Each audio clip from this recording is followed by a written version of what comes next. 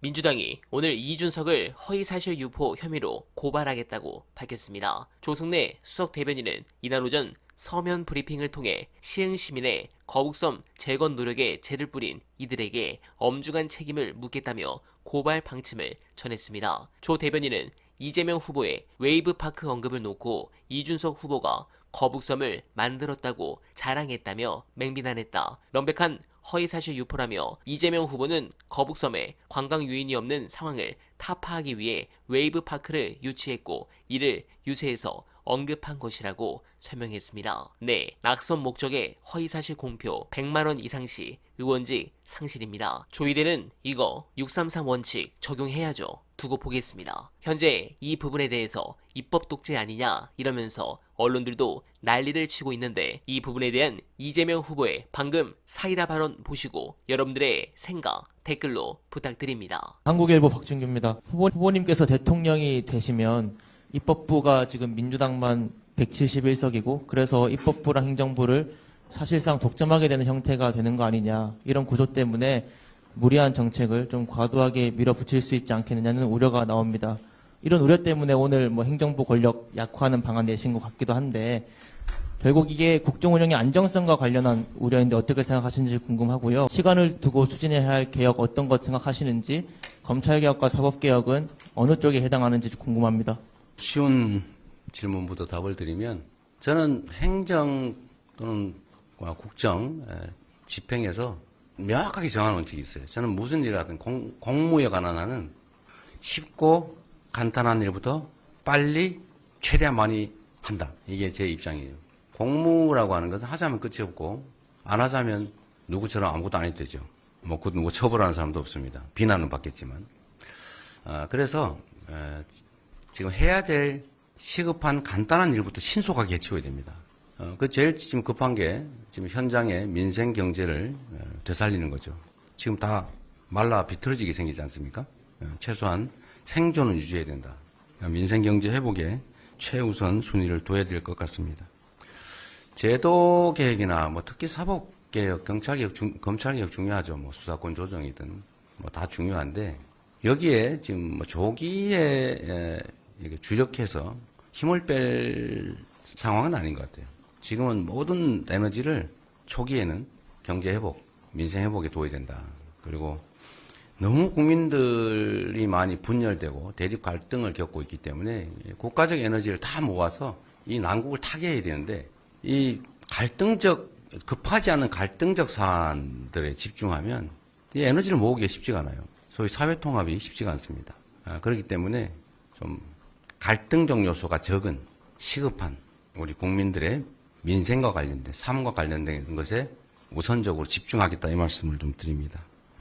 사법개혁 문제는 거기에는 속하지 않는 것 같아서 답은 드렸는 것 같고요. 입법부가 다수당인데 행정권까지 가지면은 일방적이지 않냐, 이런 지적을 하시는데 저는 좀 황당해요. 지금까지 여대 야소가 대한민국 헌정사의 대부분이었어요. 야당 숫자가 다 적었어요. 그렇지 않습니까? 야당이 많았던 게 이번에 얼마 안 돼요. 자, 여당이 원래 다 많았어요. 야당이 많은 게 아주 극히 예외적인 이번에 특수한 사례입니다. 그렇게 된 이유는 집권 여당이 국민의 뜻을 어기고 반국가적인, 반국민적인, 반역사적인 그런 행태를 보이니까 국민들이 통제하라고 야당의 다수 의석을 주신 거 아닙니까? 그런데 행정도 엉망을 하고 심지어 계엄으로 군사 쿠데타까지 일으켜서 자기 권력을 더 강화하겠다. 이 못된 권력을, 이 무책임하고 이 무관심하기까지 한, 민생과 국민의 무관심하기까지 한, 그러면서도 자신들의 사적 이익을 위한 그 권력을 영구적으로 무한대로 키우겠다. 이러니까 지금 바꾸는 중 아닙니까? 그러니까 집행 권력과 입법 권력을 왜 동시에 갖느냐, 동시에 갖는 게 문제다, 이런 전제로 말씀하시는 것은 매우 부적절하다. 그게 국민의힘의 주로 주장 같아요. 그렇게 하면 그러면 여대 야소가 아니라 여소 야대가 그러면 정상 상태냐? 일이 안 되잖아요. 일이 안 되는 것보다는 일이 되는 게 낫죠. 또 통제 시스템도 충분히 있지 않습니까? 언론의 통제도 있고 국민의 감시도 있고 제도들도 있고 그리고 우리 민주당은 국민의힘처럼 하지 않습니다. 국민의힘처럼 국민의 뜻을 어기고 역주행을 해가지고 국민으로부터 미움받는 그런 바보짓을 왜 하겠어요? 저는 술 좋아하지 않습니다. 우리 가족들 부정부패 저지르지 않아요. 저도 부정부패 그런 거 하지 않습니다. 평생 업자들 사적으로 만나본 일 없어요. 일부러 안 만났어요. 차 한잔 얻어먹은 일 없어요. 철저히 관리해서 제 주변 사람들이 실제 부정부패를 저지르거나 범죄에 연루돼서 이렇게 막아야 되는, 권력을 이용해서 막아야 될 그럴 일 없습니다. 그거 왜 하겠어요? 어떻게 하면 국민들한테 더 나은 환경을 제공해서 국민들로부터 칭찬받을까? 그게 제 최대의 관심사인데, 그럼 일을 잘하려고 노력하지. 반국민적인, 반역사적인, 비상식적인, 왜 그런 짓을 하겠어요? 왜 그런 걱정을 합니까? 오히려 둘 중에 선택해야 된다면, 여소야대가 바람직하냐, 여대 야소가 바람직하냐, 이 둘 중에 선택해야 된다면, 정상적인 국정을 위해서는 여대 야소가 바람직해요. 집행 권력을 가진 대통령, 행정부가 반국민적이고 엉터리일 때, 그때는 국민들이 선택하지 않습니까? 선택해서 야당이 의석을 많이 주죠. 우리가 국정을 엉망으로 한다. 그러면 지방선거든 국회의원 선거든 우리가 많이 지겠죠. 그 국민의 그 상식, 국민의 그 위대함, 이런 것들을 간과한 그야말로 반국민적인 사고 아닌가요? 국민이 왜 그걸 용인하겠어요? 여당, 다수당이 대통령 선거에 이긴다. 국민이 선택하는 거 아닙니까? 그런데 하면 안 돼. 당신들은 국회 의석이 많으니까 대통령 되면은 일방적으로 할 거 아니야? 왜 그런 얘기를 합니까? 그건 국민이 판단할 일이다. 선택해야 된다면 정권이 부도덕하고 무능하고 반국민적인 그런 상태가 아니라면 오히려 안정적으로 국정을 운영한다는 측면에서는 여대 야소가 바람직하죠.